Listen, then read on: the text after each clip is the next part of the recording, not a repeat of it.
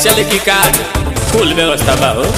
Parlour में जाइए duty बढ़ाइए लइकन से खर्चा हम करवाइए। बॉबी बनारस के पान भइलू, बॉबी बनारस के पान भइलू, कातना लइकन के जान भइलू, गोरी लागत कि अब के सियान भइलू।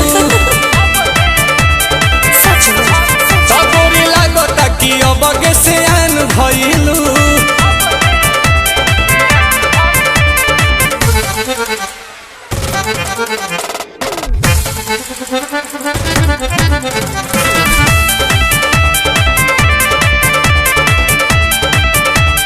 कुछ भी बोलते हैं। दिलवा के कहले बारू चोरी हमार तू तो गोरी, टुकुर टुकुर ताकि तोहार ओरी बुझाई।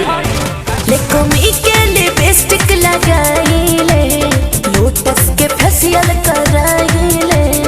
एही से अजोरिया के चांद भइलू, एही से अजोरिया के चांद भइलू, कातना लइकन के जान भइलू, गोरी लागत कि अब के सियान भइलू।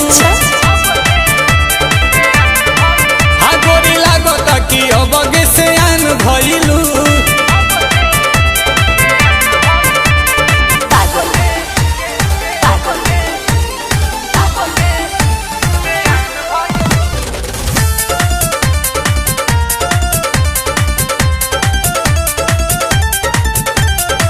पहले बारांड बाड़ू गुची, करेलू बात ऊंची, बवाल बाटी मांड तहार बूची। बिकिनी हाल के कहल हो, करता रानील कमल हो। हे जोहरीला हीरा के खान भइलू, हे जोहरीला हीरा के खान भइलू, कतना लहिकन के जान भइलू, गोरी लागत कि अब के सियान भइलू।